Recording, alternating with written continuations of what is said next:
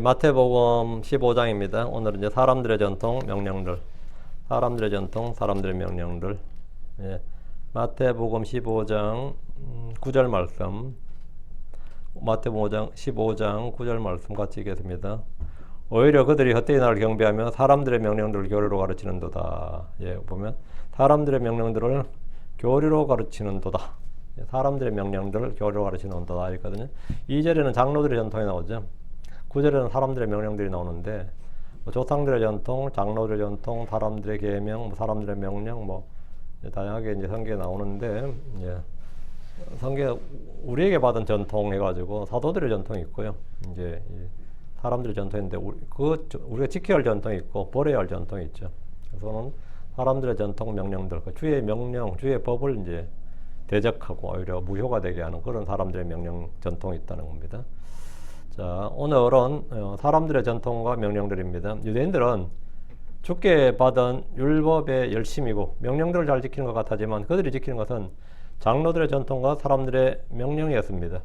그들은 이것들로 주의 말씀, 주의 법을 무효로 만들며 헛되이 주를 경배했습니다. 바리새인들은 주의 명령 외에 장로들의 전통을 추가로 만들어서 그것들을 사람들 앞에 두었습니다. 그리고 사람들 위에 짐을 지어준 겁니다. 지금 여러분들이 유대인들을 보면 소위 믿음이 있다는 남자들은 머리를 덮고 있는 둥근 모자 같은 걸 볼 수 있을 겁니다. 보죠. 캡이 유대인들 좀 소위 말하는 정통 유대인이라든가 나름 믿음이 있다고 자기가 유대인의 정체성을 가진 사람들은 남자들 머리 위에 그 캡이 있어요. 그것은 성경의 명령이나 법이 아니라 랍비들의 전통에 따라 만들어진 규례입니다. 근데 그걸 그렇게 잘 지킨단 말이죠. 성경 어디에 그런 게 없거든요. 근데 지켜. 근데 그런 걸 잘 지키고 그런 것 따라서 거기에 대해 자부심을 가지고 있어요. 지켜야 할 주의 법은 제쳐두고 장로들의 전통을 교리로 가르치고 사람들의 명령들을 주의 말씀처럼 가르치고 지키도록 의무를 부과한 겁니다. 예수님께서 이 땅에 오셨을 때 그들은 구약의 사사시대나 왕조시대와 같이 우상들을 만들어 섬기지 않았습니다. 그리고 어떤 왕조시대 때보다 사실은 예수님 오셨을 때 그 바리새인들이나 그 서기관들 율법사들이 훨씬 더 심지어 다윗과 솔로몬의 시대나 히스기야나 요시야 시대보다 예수님 당대 바리새인 사두개인들이 훨씬 더 법을 잘 지켰습니다. 훨씬 더 왜? 우상이 없었어요. 복음서에 보시면 알겠지만 복음서에서 우상 숭배가 나와야 안 나와요? 안 나온다고. 우상 숭배가 아예 없다고요. 안식일 안 지킨다. 그럼 책망을 받을 때 너무 잘 지키면 문제였습니다. 절기를 안 지켜 너무 잘 지키면 문제였습니다. 예수님께서 이 땅에 오셨을 때 그들은 구약의 사사시대나 왕정시대와 같이 우상들을 만들어 섬기지 않았습니다. 산당들에 가서 분향을 하거나 희생물 드리지 않았고 하늘의 해와 달과 별들에게 절을 하거나 섬기지 않았습니다.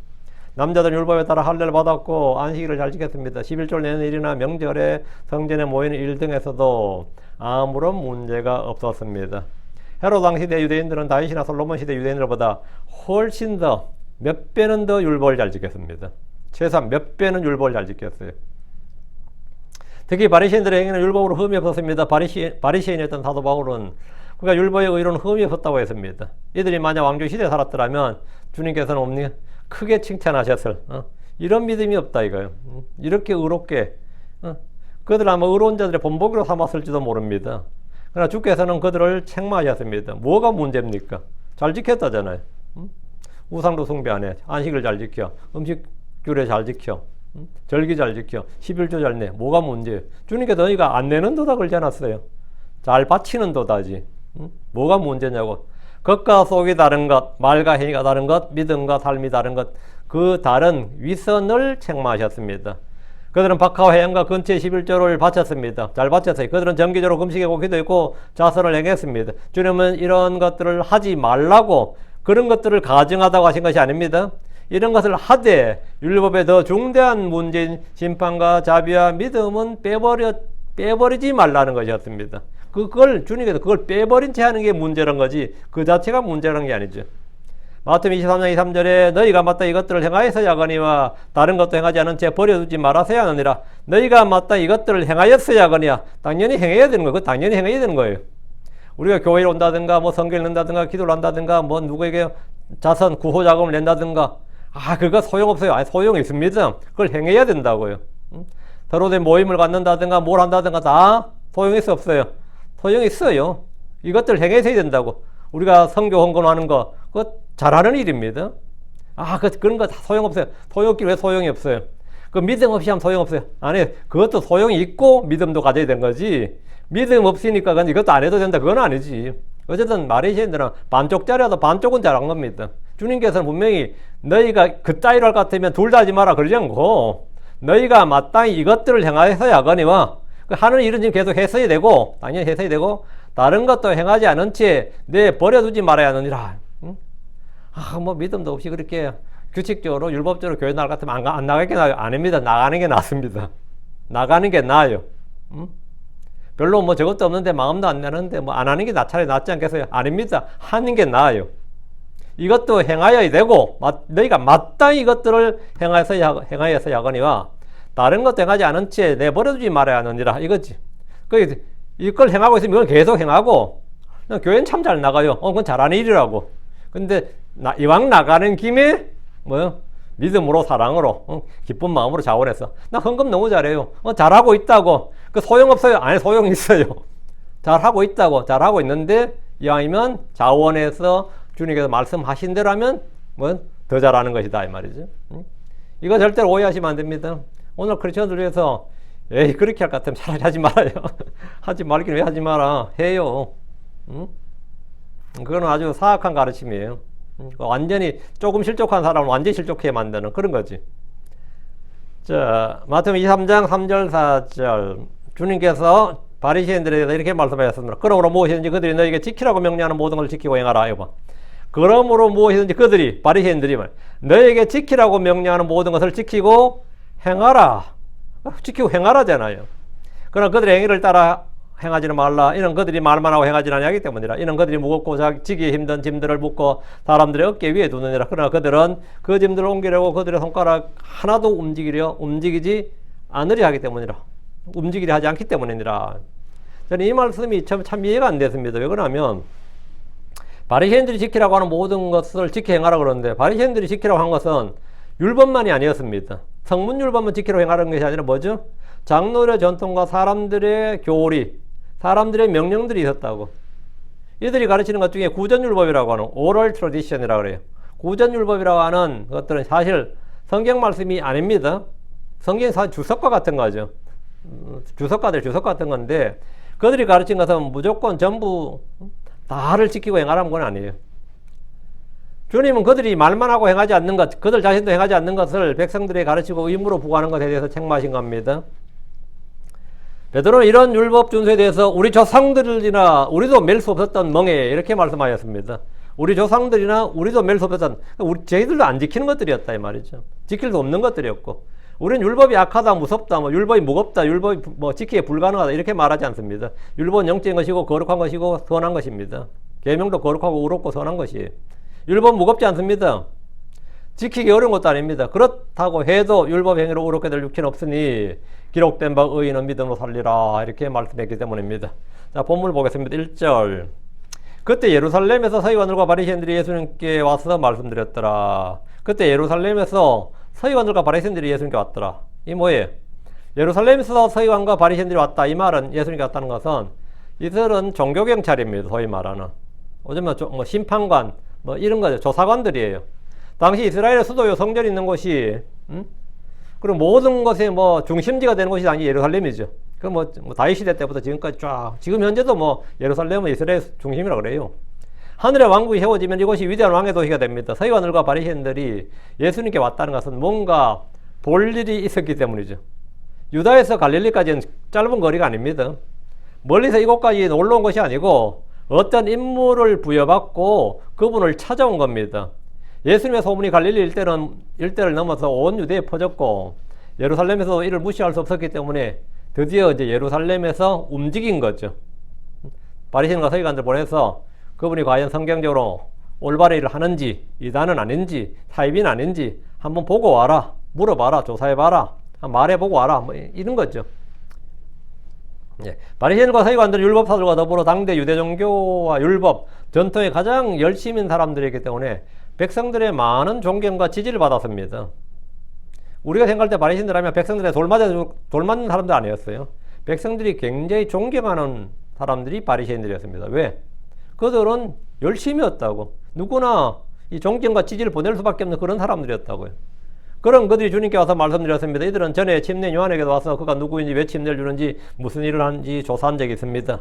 그리고 우리를 보낸 자들에게 말하게 네가 누군지 말하라고 막 다그친 장면도 있죠. 그 뭐죠? 조사관이란 말이죠. 이들은 예루살렘에서 파송받은 아무래도 종교경찰 또는 뭐 이단 판별 전문가 뭐 이런 것들이죠. 소위 조사관들이죠. 성전 조사관들이죠. 그래서 이들에게 이단으로 판정을 받으면 해당에서 쫓아내버리고 아니면 집회를 금지시킨다든가 하여튼 뭔가 해도 하겠죠. 누구든지 이들에게 찍히면 유대사에서 사는 게 좀 괴롭습니다. 요한복음 9장 22절에 보면 누구든지 예수를 그리스도라고 시인하면 그를 해당에서 내쫓기로 유대인들이 결의했다 이런 말씀이 있어요. 그 눈먼 소경이 눈을 떴을 때 그 부모가 예수가 고쳐준 거 알았는데도 말을 못해. 왜? 예수가 그리스도라고 시인해버리면 그는 해당에서 쫓겨난다. 한마디로 괴롭다면 삶이 괴롭고요. 유대 땅에서 살아남기 어렵다는 거죠. 여기서 이단으로 지키면 이들에게 이 종교 심판관, 소위 말하는 조사관들에게 이 바리새인이나 서기관이나 율법사들에게 지키면 상당히 어려운 거지. 그래서 이들이 어쨌든 예루살렘에서 이까지 왔어요. 이제 갈릴리로 와서 예수님께서 말씀을 드렸는데 2절 당신의 제자들은 어찌하여 장로들의 전통을 범하나이까? 이는 그들은 빵을 먹을 때 그들의 손을 씻지 아니하기 때문이다. 그들이 빵을 먹을 때 그들의 손을 씻지 아니하기 때문이다. 예루살렘에서 온 서기관들과 바리새인들은 주님께 당신의 제자들이 어찌하여 장로들의 전통을 범하냐? 이랬는데 이 말은 뭐냐면 결국 예수님의 책임이다. 당연히 스승이니까 예수님 책임질 일이라는 비난인 겁니다. 장로들의 전통을 범한 예로 든 것은 그들이 빵을 먹을 때 손을 씻지 않는다는 겁니다. 바리새인들에게 이것은 굉장히 예민하고 중요한 문제였습니다. 성경에서 장로들은 나이가 많은 어른들이라는 뜻인데 한국말로 원로죠, 원로. 이제 장로라고 하는데 장로가 본래 불교 용어입니다. 본래 이 의 자체가 나온 게. 근데 한국에도 이제 개혁 성경보다 이걸 써왔기 때문에 한국에서 정확한 단어는 원로죠, 원로.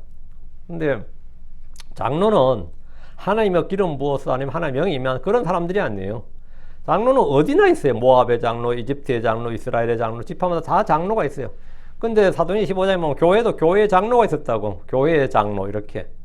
그건 사도가 아닙니다. 교회의 장로. 근데 이제 그때에도 베드로는 30대였겠죠. 근데 베드로도 나이 들면 나 장로 이러잖아요.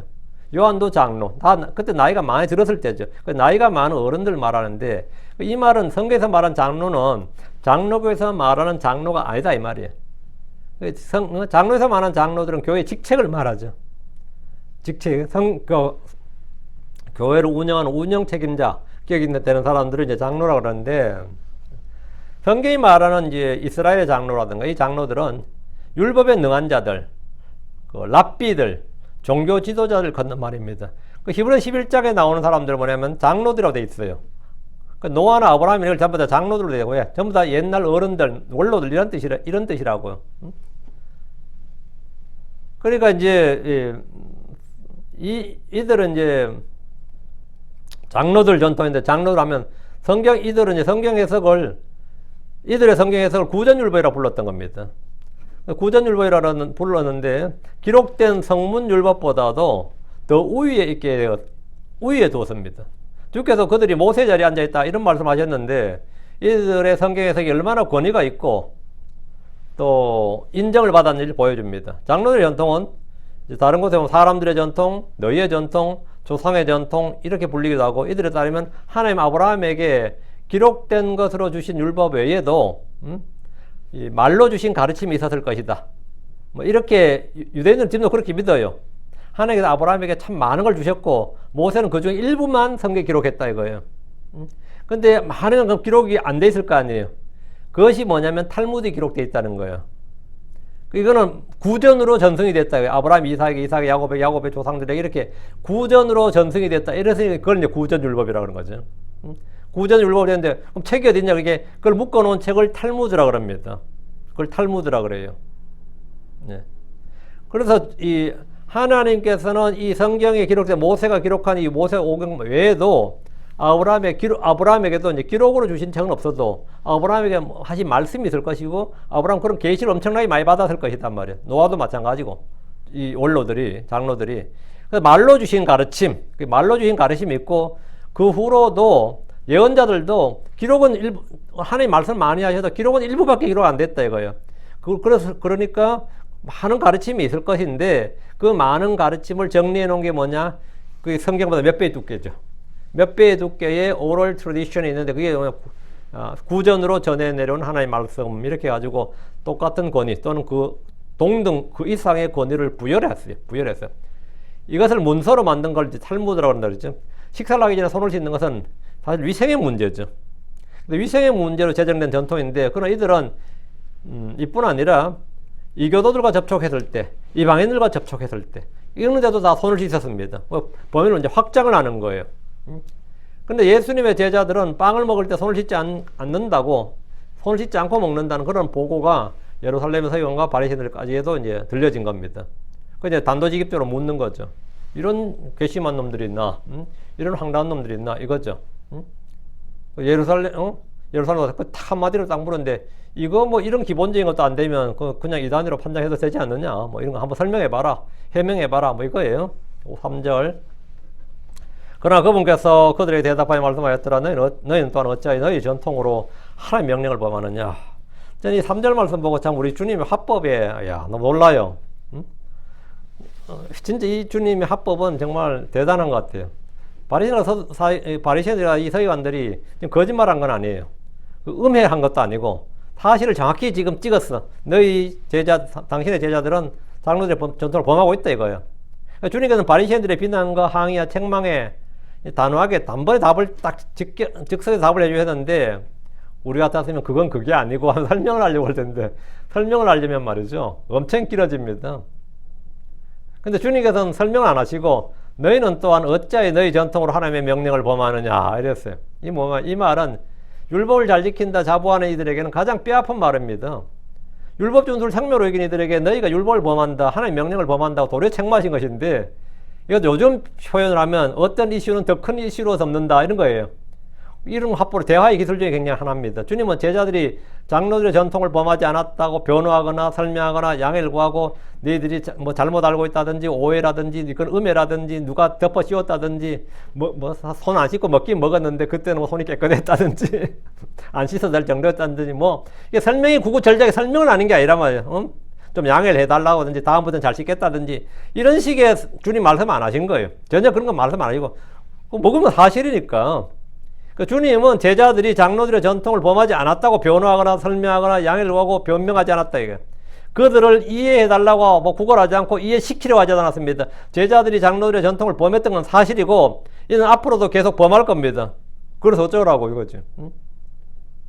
그들은 장로들의 전통을 지켜야 할 의무가 없습니다. 이런 공격은 사실 터무니없는 공격인데 어쨌든 공격은 공격이고 그 당시 전통상 이거 상당히 참 심각한 문제죠. 주께서는 그들에게 나의 제자들은 장로들의 전통을 범했다고 너희가 욕한다면 너희는 그 전통으로 하나님의 명령을 범하고 있지 않느냐 이렇게 한 거예요. 그럼 장로들의 전통을 범하는 게 큰 죄야, 하나님의 명령을 범하는 게 큰 죄예요. 하나님의 명령을 범하는 게 큰 죄죠.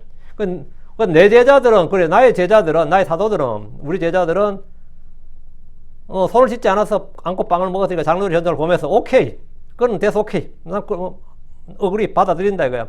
근데 니들은 그러면 그 전통으로 니들이 지금 욕하는 그 전통으로 하나님의 명령을 범하고 있다 이렇게 하니까 어떻게 되는 거죠? 이 듣는 바리새인과 서기관들이 뭐야? 내가 언제 이래 되는 거죠? 우리가 언제? 그러니까 이 너희가 지켜야 한다는 그 전통이 오히려 하나님의 명령을 범하는 것으로 가득하다는 겁니다. 이런 서기관들과 바리새인들이 전혀 생각하지 못했던 것들입니다. 그들은 율법을 더 잘 지키기 위해서 전통을 준수하고 있다고 주장하고 그렇게 가르치기 때문입니다. 장로들의 전통을 범하는 것이 죄냐? 그 전통으로 하나님의 명령을 범하는 것이 죄냐? 자, 뭐가 죄냐 이거야? 그 장로들의 전통을 범하는 것이 죄냐? 그 죄는 아니지. 그럼 하나님의 명령을 범하는 것이 죄냐? 그럼 죄지. 너희는 죄다 이거야. 그 사도들은 죄는 아니지. 너희가 죄라고 지금 정죄할 뿐이지. 누구나한테 물어도 이건 쉽게 판단할 수 있습니다. 사실 바리새인들이나 서기관들도 그들이 지키는 전통이 율법에 어긋나는 것, 충돌하는 것이 많다는 것을 모를 리가 없습니다.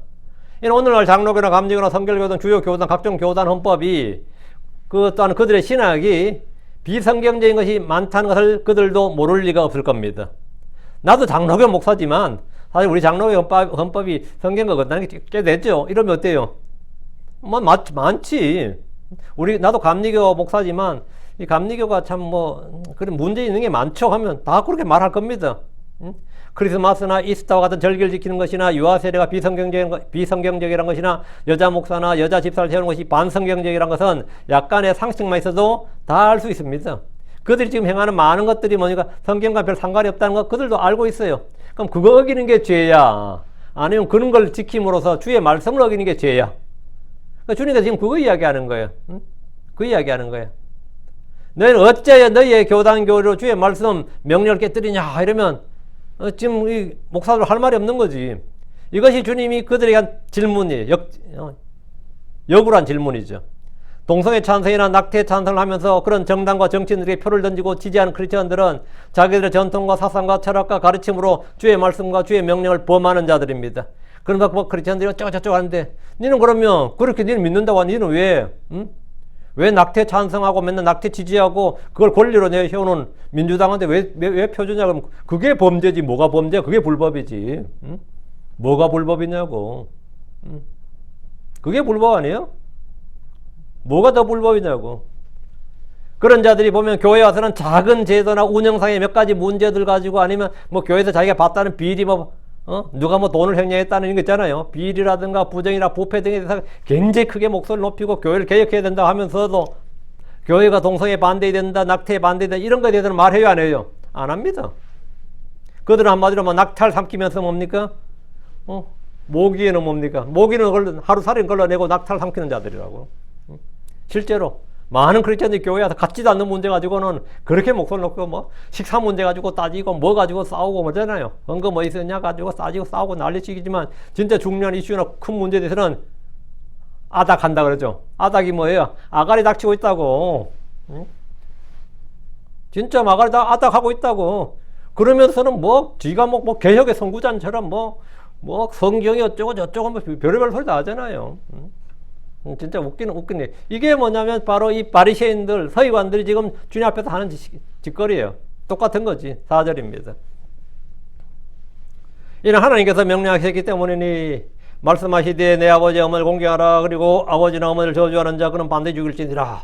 주께서는 지금 이 두 구절, 명령의 지금 두 구절을 인용하셨어요. 앞은 십계명이죠. 이게 출애굽기 20장에 나오거든요. 뒷부분은 그리고 아버지나 어머니를 저주하는 자 그는 반드시 죽일지니라. 이거는 출애굽기 21장 17절에 나오는 말씀이에요. 두 구절을 인용하신 거예요. 주께서는 그들이 외치는 장로들의 전통으로 주의 명령을 범하는 것이 무엇인지 간단한 예를 들어 주셨는데 이는 하나님께서 명령하시기 때문이니 주의 법 명령이라고 보면 모세오경이 가장 기본이고 모세오경은 그냥 모세율법이라고 그러잖아요. 그 중에는 뭐죠? 가장 핵심 뭐죠? 십계명이죠. 십계명은 율법 핵심이에요. 주께서 친히 돌판에 손가락으로 기록해 주신 법이 십계명입니다. 그 중에 5번째 명령이 뭡니까? 내 아버지 어머니를 공경하라. 이로써 내 날들이 주 내 하나님이 내게 주는 땅에서 길리라 이거예요. 이것이 약속이 있는 첫째 계명입니다. 근데 그리고 아버지나 어머니를 저주하는 자 그는 반드시 죽을지니라. 이 말씀은 출애굽기 21장 17절 나온다 그랬죠. 그러면 이 출애굽기 21장 17절 오면 그리고 자기 아버지와 어머니를 저주하는 자는 반드시 사형에 처해질 것이요. 이 말씀이 있어요. 반드시 사형에 처해질 것이요.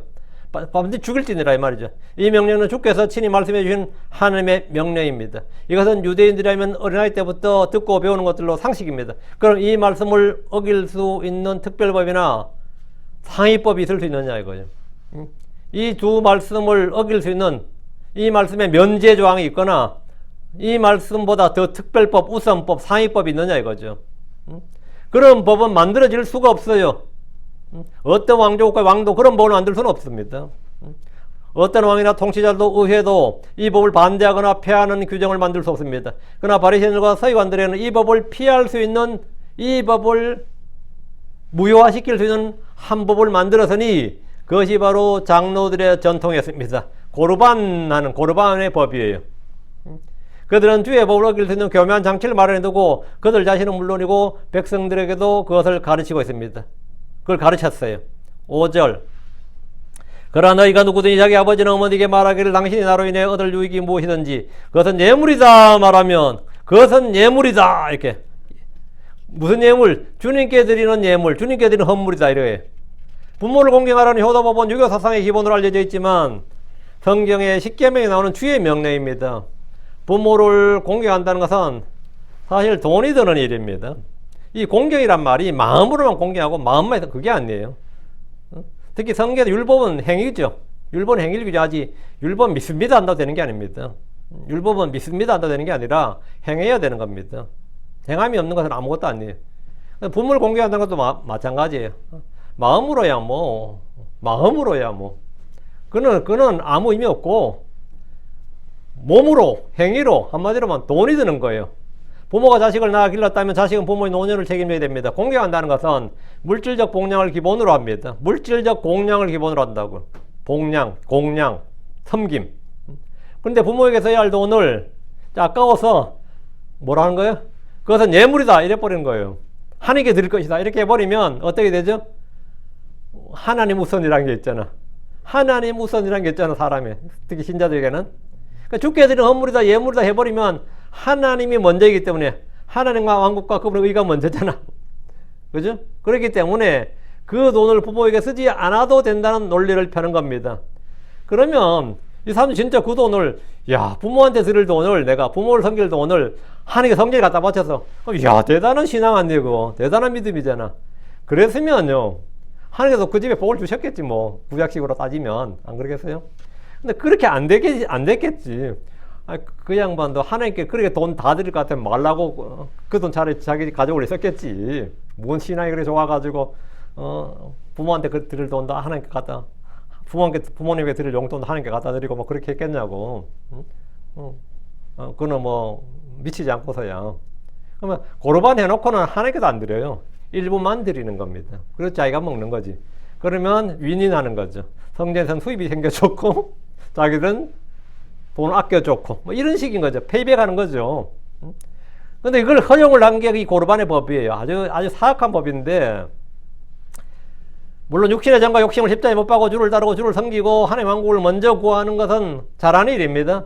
그런 논리로 가족을 버려도 된다고 하면 그것은 마귀적인 교리고 기적의 논리입니다. 자, 6절 보시죠. 자기 아버지는 어머니를 공경하지 않아도 그는 자유하리라. 자유하리라 이 말은 뭐냐면 그 법에서 자유하다 이 말입니다. 그 법에서 면제다. 의무에서 면제다 이거예요. 그와 같이 너희는 너희 전통으로 하나님의 명령을 무효로 만들었느니라. 이 마가복음 7장 11절을 보면 이곳에 좀 더 구체적으로 나와 있는데 마가복음 7장 11절에 이게 나와 고르반이 나오죠. 그러나 너희는 말하느니라. 만일 어떤 사람이 자기 아버지나 어머니에게 그것이 고르반 즉 선물이라 말하면 it is gift, it's a gift 하는 거예요. 그것은 선물이다. 그게 고르반이에요. 즉 선물이라 말하면 무엇이든 내가 나로 말미암아 유익을 얻게 되며 그는 자유롭게 되느니라. 이것이 가톨릭이 성당을 짓기 위해서 면제부를 판매한 것만큼이나 사악한 교리입니다. 그들은 주께 헌물을 드린다고 하면 모든 의무에서 면제란 겁니다. 양이나 염소나 소와 같은 짐승들, 과일이나 곡식이나 빵이나 또 팔찌나 귀걸이 같은 장신구들 뭐든지 고르반이라고 해보면 그것으로 부모를 공경하지 않아도 되고 부모를 못 가져가는 거예요. 내 아들이 이걸 고르반으로 정했다. 이거 하나님께 드린다고 했단 말이에요. 그 진짜 드린지 안 드린지 내가 확인할 길이 없지. 고르반 해버리는 거예요. 그리고 일부를 드려. 실제로 많은 교회에서도 이 재정을 이런 식으로 많이 운영을 합니다.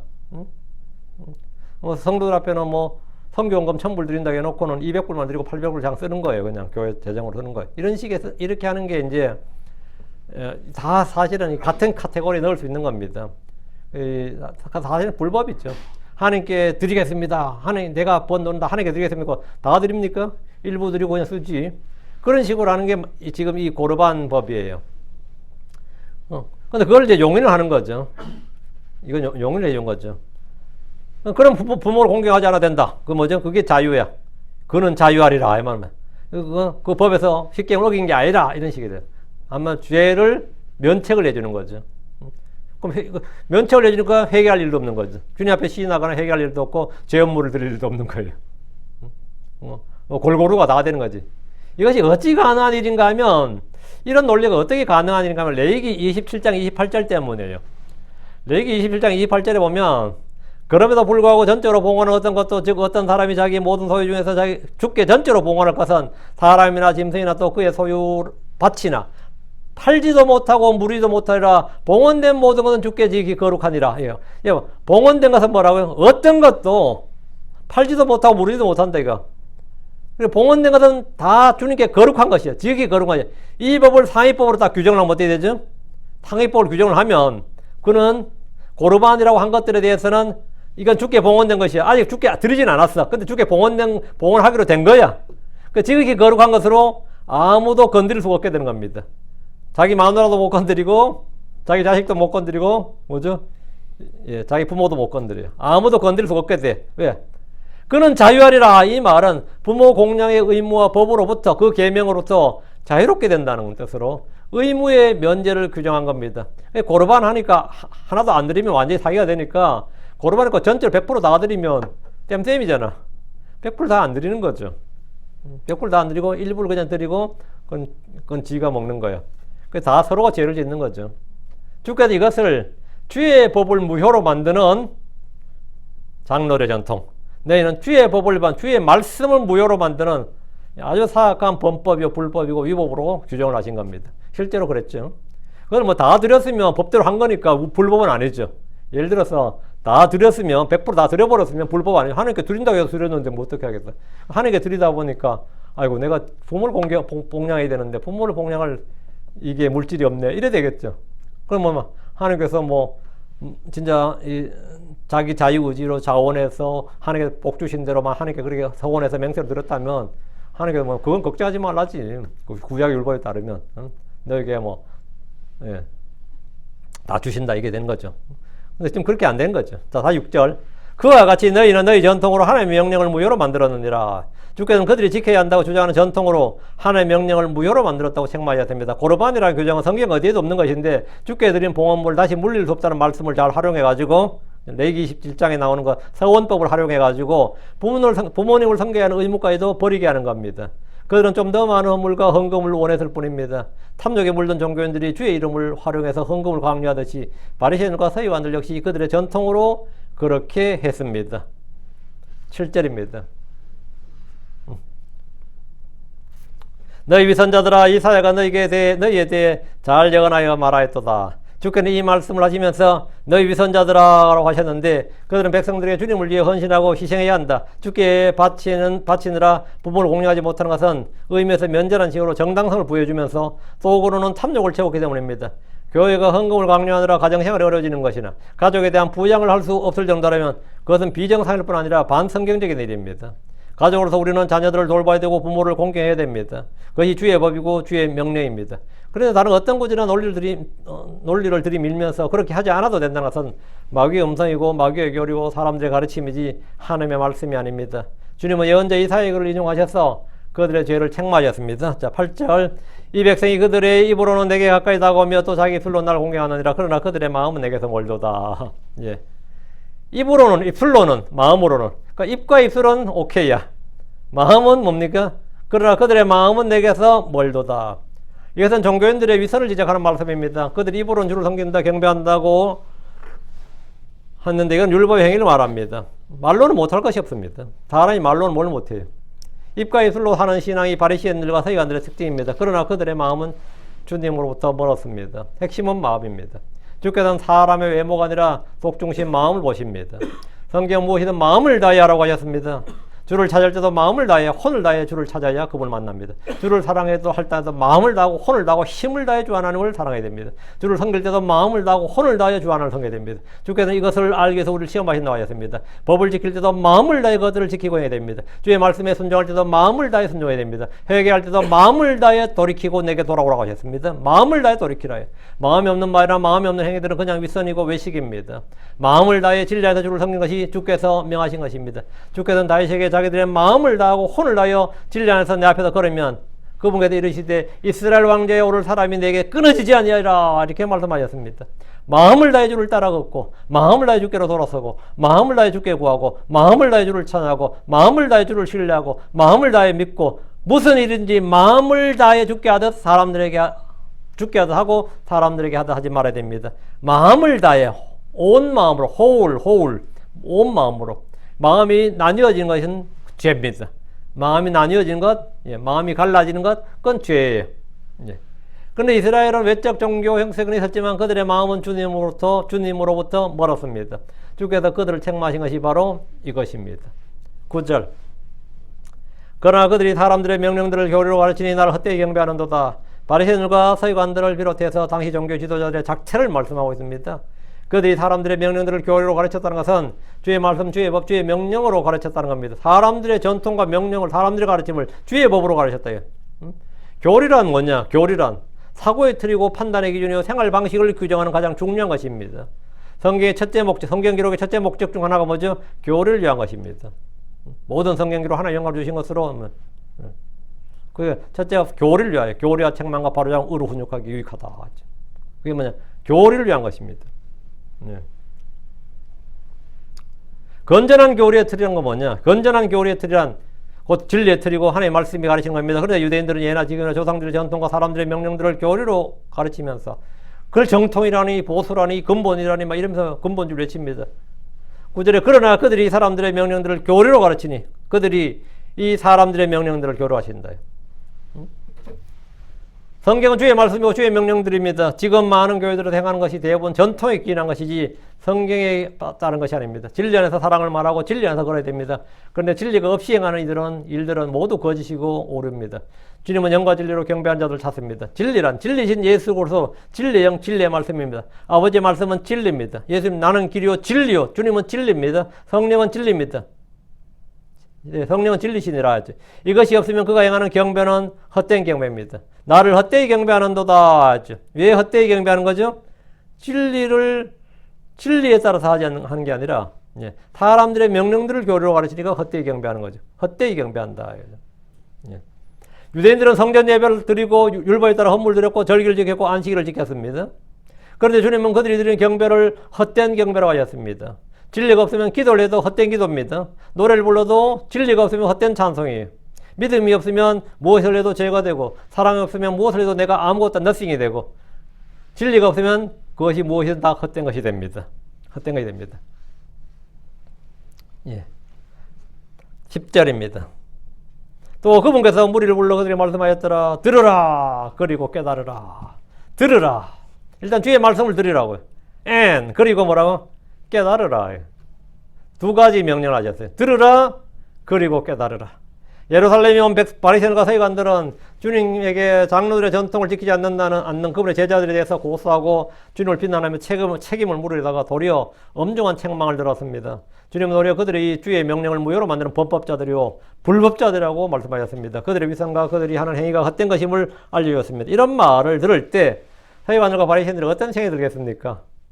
섬찟하고 마음이 팍 찔리고 아유 대로주고 말로 받았네 싶고 그럴 것 같아요. 어떤 힘이 들겠어요? 예수님을 죽이고 싶을 겁니다. 듣고 깨달아 회개하면 새로운 사람이 됩니다. 그러나 듣고도 그 말을 무시하고 거부하면 미움이 생기고 적대감으로 인해 속에서 죽이고 싶은 생각이 들게 됩니다. 바리새인들이 평소에 그렇게 논팽이 짓을 한 게 아니잖아요. 가장 종교적이고 의롭고 그런 사람들이에요. 근데 그런 사람들 마음속에 예수를 죽이고 싶은 마음이 그렇게 살기가 등등했던 것은 왜 그런 거예요? 이거는 형식의 차이예요, 사실은. 이게 육신의 본성이라고. 모든 것보다 사악한 것, 더러운 것이 사람의 마음입니다. 내 안에 곧 내 육신 안에는 선한 것이 하나도 거하지 않습니다. 전혀 거하지 않습니다. 주께서는 겉으로 어렵게 보이는 바리새인과 서기관들의 위선과 속의 탐욕과 더러움을 다 드러내셨습니다. 동시에 그들의 행위가 주께 받아들이지 않는 헛된 경배라는 사실도 말씀해 주셨습니다. 오늘날 우리도 마찬가지입니다. 많은 이들이 육신의 열심으로 주를 섬깁니다. 교회에서 아무것도 하지 않고 말만 하는 사람들보다야 그래도 뭔가를 하는 사람들이 더 낫겠지만 중요한 것은 그들의 속마음입니다. 진리 안에서 마음을 다해 믿음으로 사랑으로 하는 행위가 아니라면 그들은 그리고 심판서에서 그것들은 모두 다 불타 없어질 겁니다. 육신의 일들은 아무런 가치가 없습니다. 하나님께서 전혀 인정하지 않습니다. 크리스천의 삶이란 내 안에 있는 자원으로 주를 섬기는 것이 아닙니다. 나의 모든 것은 다 십자가에서 처리되고 주님으로부터 난 것, 위로부터 받은 것으로 주를 섬기고 주께서 명하신 것들을 행하는 겁니다. 가지는 뿌리에서 공급받는 것으로 잎사귀를 내고 꽃을 피우고 열매를 맺습니다. 몸의 지체들은 머리로부터 힘과 영양을 공급받아서 온몸이 움직이고 일합니다. 자라납니다. 마찬가지로 크리스천들은 예수로부터 모든 걸 받아서 살고 일하고 열매를 맺습니다. 주 예수님께서 나는 나 스스로 아무것도 할 수 없느니라 이렇게 말씀하셨습니다. 그래서 우리는 어떨 것 같습니까? 우리는 그리스도 없이는 아무것도 아니며 아무것도 할 수 없는 존재입니다. 요한복음 15장 5절에 나는 포도나무에 놓이는 그 가지들이니라. 사람이 내 안에 거하고 내가 그 안에 거하면 바로 그 사람은 많은 열매를 맺느니라. 이는 나 없이 너희가 아무것도 할 수 없기 때문이니라. 이는 나 없이는 너희가 아무것도 할 수 없기 때문이니라. 그러나 나를 강하게 하신 그리스도를 통해서 우리는 모든 것을 할 수 있습니다. 다시 10절. 또 그분께서 무리를 불러 그들에게 말씀하였더라. 들으라. 그리고 깨달으라. 첫째가 들으라. 주의 말씀을 좀 들으라고요. 주의 말씀에 주의를 기울이고 들어야 됩니다. 들어야 믿음이 옵니다. 믿어야 깨달음이 옵니다. 들으라. 그리고 깨달으라. 바리새인들은 선하고 그렇고 거룩한 사람들이란 평판을 받았지만 그건 사람들에게 받은 평판입니다. 자기들끼리 주고받는 평판이에요. 아이고 뭐 니고데모 얼마나 참 훌륭한지 얼마나 기도를 많이 하는지 그 사람. 요셉은 어떻고 아리마대 요셉도 정말 경건한 사람이지. 쥐들끼리 주고받는 평가예요. 그들은 사람들의 높이를 받기를 원하고 사람들의 존귀를 받기를 원하고 사람들에게 인정받기를 원하고 사람들의 칭찬받기를 원하고 그걸 더 사랑했습니다. 실제로.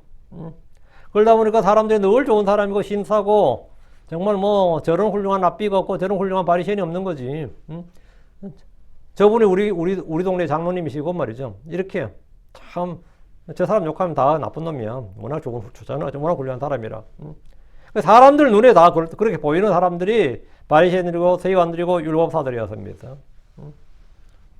그런데 그렇게 사람들이 그런 평판을 받고 인정을 받았지만 사실은 그들은 매우 사악한 자들이고 불순종하는 자들이고 반역자들이었는데 이는 그들이 주 예수님과 그분의 말씀에 보이는 태도를 보면 알 수 있습니다. 여러분이 금덩어리가 있는데 이제 지난번에 한번 설교했죠. 중국에서는 금을 팔러 오면 말이죠. 금을 팔러 오면 금방 주인이 무게를 달기도 전에 먼저 한 일이 뭐냐면 톨치로 그 금을 팔러 온 걸 거기 통에 놓고 쫙 쏴요, 불로. 그럼 쫙 놓겠지. 그럼 도금은 어떻게 되는 거죠? 1분도 안 가서 그냥 도금이 다 끝난, 도금이라는 게 드러난 거예요. 근데 그 금은 말이죠. 다 타도 금의 가치는 무게로 달기 때문에 똑같습니다. 형태가 어때 상관없어요. 그럼 금방 드러나면 가짜들은 그냥 금방 드러나는 거죠. 1분도 안 걸리더라고요. 쫙 불로 쫙 하는데 하도 가짜가 많으니까. 한국에서도 뭐 종로에 가면 금은방이 많거든요. 금은방이가 나중에 금값 올라서 가져갔는데 이거 가서 보면 뭡니까? 도금이야. 도금이야. 언제나 빛나요. 표시가 안 납니다. 평소에는. 도금이라는 게 그런 겁니다. 바리새인들이나 서기관들이 가졌던 그 종교의식, 그 거칠이라는 건 뭐죠? 사실은 도금입니다. 도금이에요. 그러면 이 톨치를 한번 쏴봐야 돼. 진짜 금인지 아닌지를. 진짜 금은 말이죠. 시험을 두려워하지 않습니다. 그 진짜 금이에요. 한번 그 톨치 쏴보세요. 그래요. 근데 가짜 금을 가져온 사람은 우리 믿고 거래합시다. 그래요.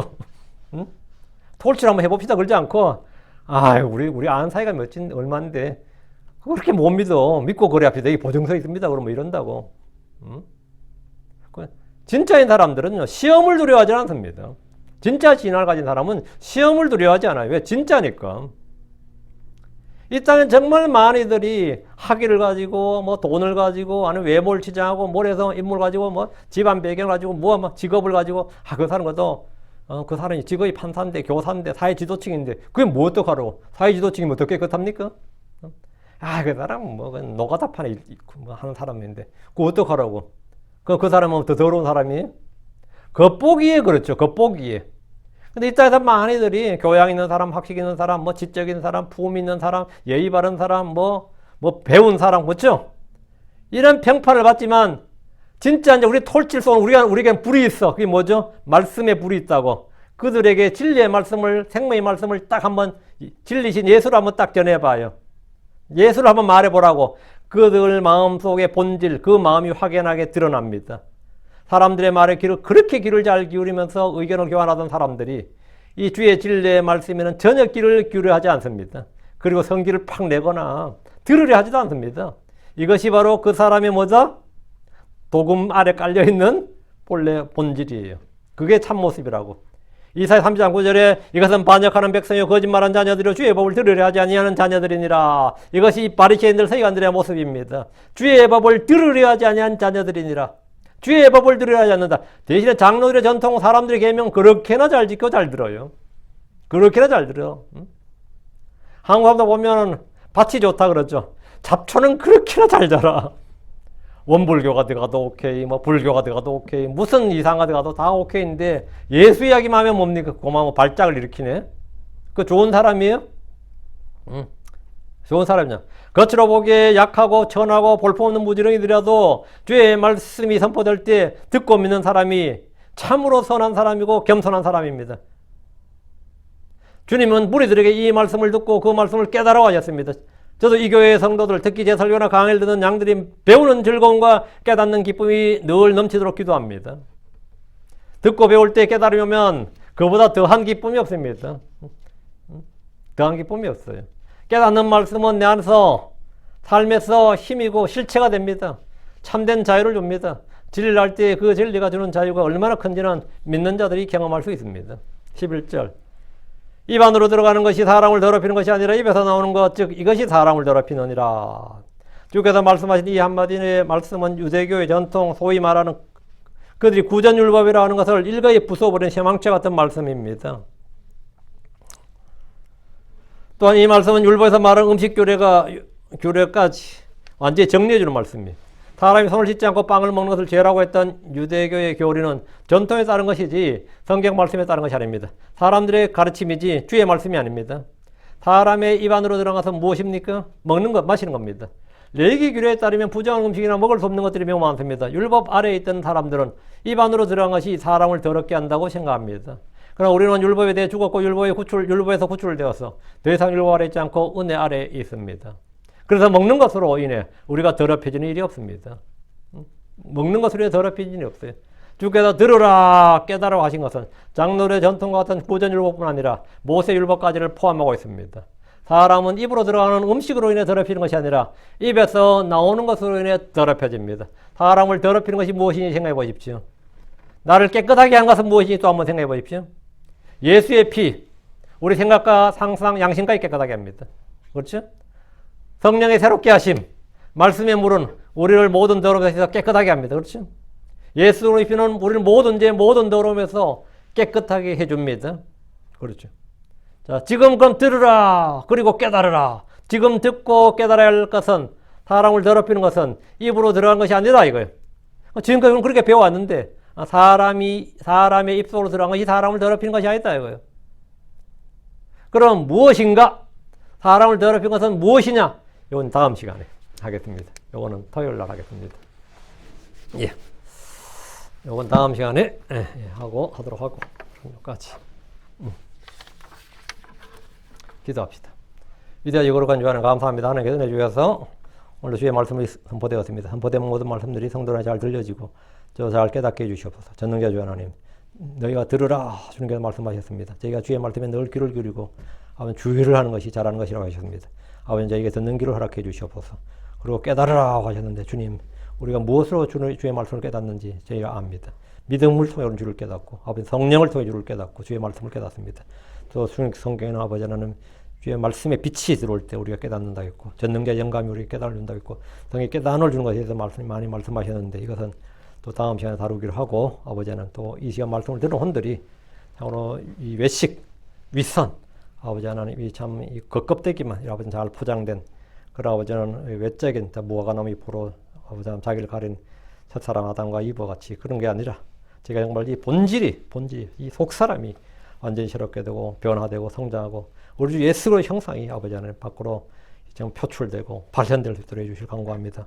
아버지 하나님 성령을 통해서 어떤 환경에서도 아버지 하나님 저희가 저희 자신의 육신의 본성이 쏟아져 나오지 않고 밖으로 나오지 않고 아버지 하나님 주님의 성품이 성령의 선물 성령의 열매가 주님께서 저희 안에 쌓아두신 것들 주님께서 저희에게 담아주신 그런 것들이 나오게 하여 주시옵소서.